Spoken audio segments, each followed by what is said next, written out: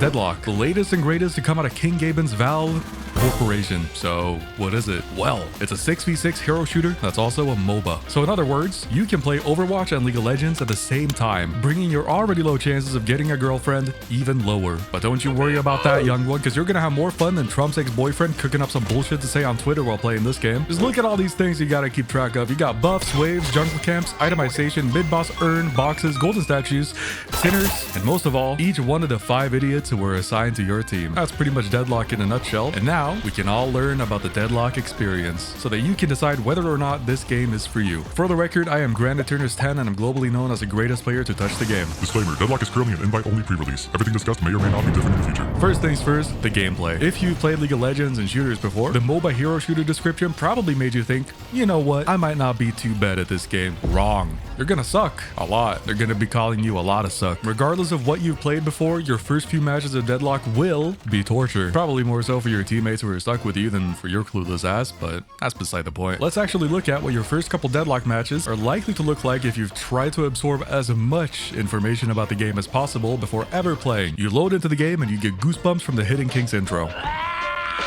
Never heard the Hidden King do that before. That's crazy. That's a new pack. You touch down in your assigned lane and you know to shoot the shit out of the minions. You focus on confirming souls, denying souls, and then the enemy denies one of your souls and you feel a sudden urge to ask your lane partner if he's blind or stupid or both. But never mind that, because we are now at the 2-minute mark, which means boxes and statues spawn around the map and you must go hit them. But only very briefly, because you must also return to lane to catch every wave. And before you know it, it's the 5-minute mark, which means buffs have spawned on the bridges right here. And you should have been in position to claim these, preferably 10 seconds before they even spawn, but instead you forgot and you're stuck in lane shooting troopers like a dumbass. And then all of a sudden, it's the 8-minute mark, which means it's gambling time on these here slot machines. But don't get too carried away with those, because your bitch-ass lane opponents keep shoving their troopers into yours, which means you must be there to catch them every time. And then you blink, you're staring at the defeat screen, and you somehow got prescribed Xanax and Adderall mid-game. So then, what the hell happened exactly? Well, Deadlock happened. And the best way to learn is to simply let Deadlock happen. You will be overwhelmed, you will be confused, and you will be lost. Asking yourself why the fuck there's a church with monsters in them, where the hell you even are, and how the map layout even makes sense to anybody. Just look at all the shit on here. It's the biggest piece of dog shit. Everything. Then you go to hide out in an abandoned telephone booth looking thing, and all of a sudden you're on the other side of the map. What the actual hell is going on? A MOBA being complex?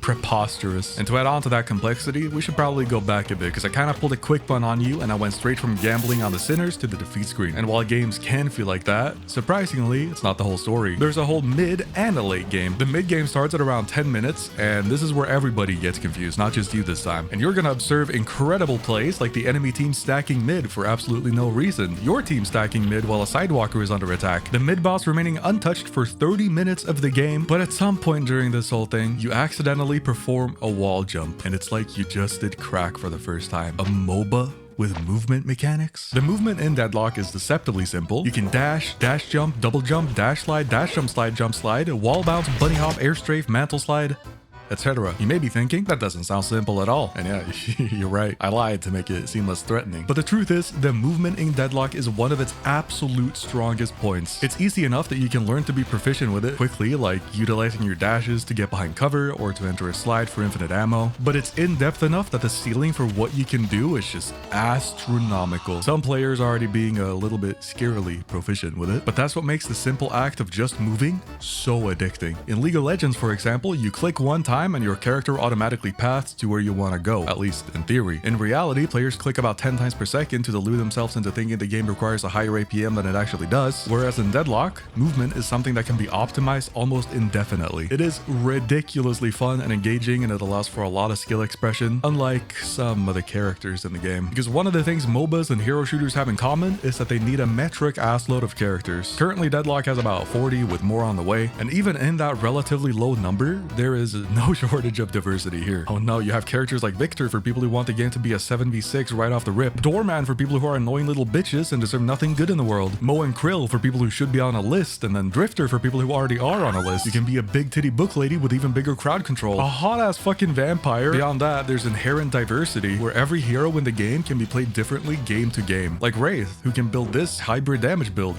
or this hybrid damage build, or this hybrid damage. Alright, maybe she's not the best example, but it's true. The variety of heroes are complemented incredibly well by the item system. In Deadlock, you have 3 types of items. You have weapon, vitality, and spirit. Weapon items increase weapon damage, vitality increases health, and spirit is ability damage. But, and this is a big but, there's nuances to this shit. For example, for Haze, spirit actually gives her an increased magazine size. It makes the Electro Clanker and Wraith run faster, and it makes the Big Titty Book Lady deal more damage with her heavy melee. But that's not the only nuance, bitch. If I play Haze, who starts out at 700 health, and I buy the extra health item for an additional 185 health, my health should come out at 885, right? Wrong. It comes out at 960 thanks to this here little feature known as investments. Basically, the more you spend in a given category, the stronger you become in that category, despite what the item itself actually does. It can be confusing at first, even more so when you look closer and you realize it's not a flat increase per tier. And one of the investment tiers, for some reason, has a little star next to it. The fuck is up with that? Well, this is known as your 4.8k spike because you reach it once you've invested 4.8k, and it is one of your bigger power spikes throughout the entire game as it gives you a huge influx of stats in the given category. For a character like Wraith, for example, you generally want 4.8k spirit as soon as possible to ensure that your cards do as much damage as possible, and then you do 4.8k in gun to ensure that your gun does damage and you can actually farm the jungle, and lastly 4.8k in vitality so that you don't die the second an enemy looks at you wrong. If you head into the build browser and you look at any of the top builds, you'll see that almost all of them prioritize the 4.8k spike above all else, and that's for good reason, because, well, they're strong. It's as simple as that, really. The items are also a little bit strange. Just because something's a green item doesn't mean it's only to be built by a tank, like Leech and Vampiric Burst, which are generally built by gun carry characters. Just like debuff style items that are meant to force a response aren't exclusive to support characters. If you're struggling against a Flying Vindicta, there's nothing stopping you from just buying Knockdown to force her to blow her debuff remover. And if a gun carry is ruining your day, guess what? You can buy Disarming Hex. There's really an item for everything. If there's a Fed Lash on the enemy teams that keeps getting 5-man ults, you can buy Curse. If there's a Moe and Krill that keeps ulting you, you can buy Curse. If there's an unkillable Mr. 7v6, you can buy Curse. Alright, they may have a bit of work to do there, but in general, the item shop is great. But there is one item that I didn't mention. An item that stands on the shoulders of everything else. Counterspell, baby. An item that lets you parry any ability. Hello? Abraham's ult. Lash ult. Moe and Krill tries to nab you. As you can see, the counterspell item basically turns Deadlock into Expedition 33, and Expedition 33 is one of the most critically acclaimed games of our time, so should probably give Deadlock a shot. Now, before I let you go, I do have to mention how you actually get into the game, because a surprising amount of people, they seem to think that adding it to your wish list and then just hoping for an invite is the way to do it. It's not. To get into the game, you have a couple of options, but I'm only going to give you the best one, and that is to simply join the Deadlock community server linked in the description below. Go to the Deadlock invite giveaway channel and you just follow the instructions by any of the posters here, which is almost always just to add them on Steam and then they invite you. Simple as that. Should also mention that you do need a quote-unquote full Steam account, which basically means you need to have spent a minimum of $5 on Steam, whether that be through adding currency to your wallet or gifting somebody a game. You know, it's a lot of ways to do it. All right, thanks for watching the video, but I do have matters to attend to, so enjoy Deadlock, gentlemen.